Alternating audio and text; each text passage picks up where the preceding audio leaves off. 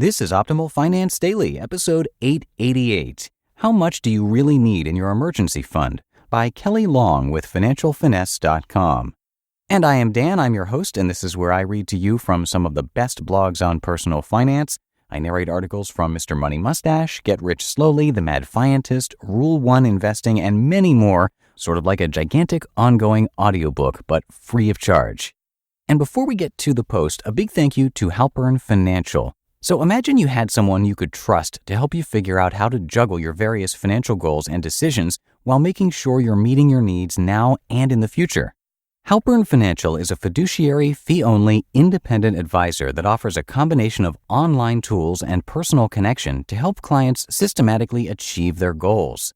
Find out how close you are to achieving your financial goals at halpernfinancial.com/OFD. That's HALPERN financial.com/OFD.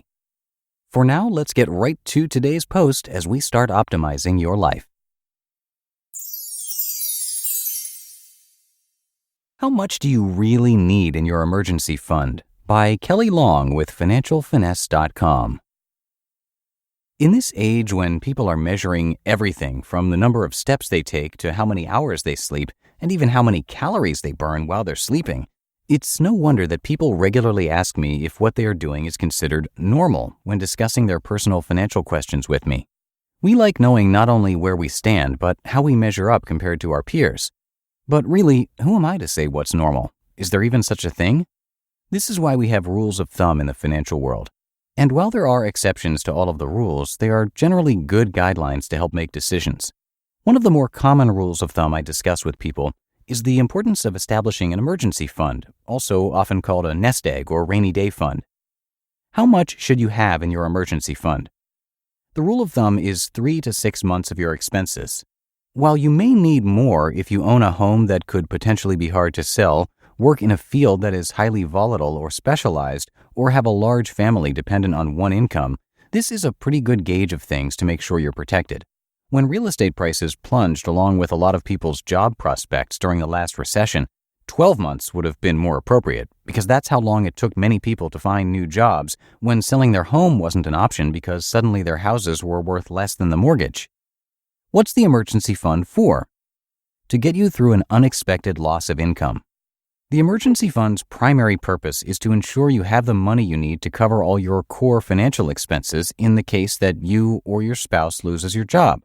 Being unemployed is stressful enough, so it's nice to know that you have that money set aside so that you don't have to accumulate a mountain of credit card debt or miss payments that can impact your credit score. These savings will ensure this unfortunate event doesn't cause too much long-term financial damage. In the event that the loss of income is more permanent, it'll also give you time to adjust to a new reality, allowing you to keep paying your bills until you're able to reduce them through cancellation or adjustment of service, sale of your home, or termination of your lease, etc. Large, unexpected one-time expenses. While this is more of a last resort, as you should be budgeting for most non-recurring expenses like home maintenance, pet illness, healthcare bills, etc., there are always things that come up that just can't be planned for beyond just having the right insurance to minimize the impact. That said, it's better to tap into these savings than it is to get into credit card debt that will amass large interest charges. What it's not there for. It's not your piggy bank to tap into when you're feeling that spending itch or paying for expenses that should be planned for through your normal budgeting process, like vacations, holidays, etc. This is your safety net and can leave you in pretty bad financial shape if you don't have it when you need it, and you will need it, I promise. That's why the best emergency funds are those that are held in a separate account that's a bit harder to access and remains untouched except in times of true emergencies. And once the emergency has passed, they are brought back up to their necessary amounts to protect against the next thing. So what do you do if you don't have an emergency fund yet? 1. Figure out your monthly fixed expenses. First, you need to know how much you should be aiming for. If you don't know what your monthly fixed expenses are, that's a great place to start. Our expense tracker tool is one way to figure that out, or you can use a free online tool such as mint.com, which will link directly to your accounts and download your spending. That exercise can also help you figure out how much you can afford to save each month. 2. Open a separate savings account. Trust me, you'll want to keep it separate to make it harder to tap into. You'll thank me later. 3. Automate your savings. Set up a direct deposit or automatic monthly transfer to your separate savings account. Your payroll department may even be able to take money directly out of your check and deposit it for you. Otherwise, set the transfer for payday so you never even have the temptation to spend the money. That's what I do. And yes, I'm still working to get my emergency fund fully set up, so don't beat yourself up if this takes some time. Now, don't let the math freak you out. 6 months of expenses is a big chunk of change. So start first by trying to get $1,000 in your account. I started mine with just $25 per paycheck. After that, aim for 3 months worth of your mortgage or rent payment. Then tack on 3 months of car payments, then utilities, etc. And if you have any little windfalls, like a tax refund or you won on that scratch ticket your friends got you for your birthday, use that to get you there sooner. Finally, it's important to reassess the amount needed in your emergency fund when you have a big life change, like the birth of a new child, a new home purchase, or even an empty nest when the amount needed may actually decrease. The bottom line is, an emergency fund is your first line of financial defense against life's little twists and turns. Even if you're working to pay off credit card debt, it's important to start your emergency fund to help you avoid derailing your debt payoff plan should an unexpected expense arise. Don't delay. Start saving today. You just listened to the post titled, "How Much Do You Really Need in Your Emergency Fund?" by Kelley Long with financialfinesse.com. And thank you once again to our friends at Halpern Financial.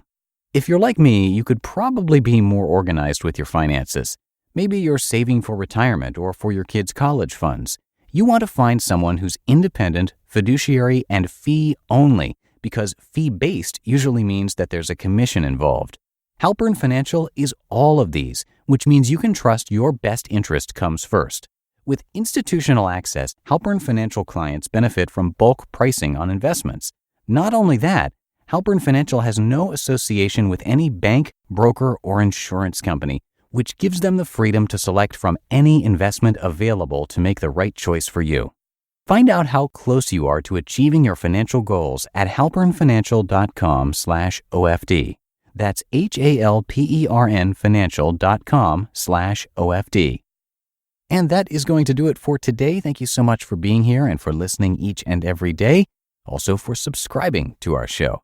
And I will see you back here tomorrow for the Thursday show. That's where your optimal life awaits.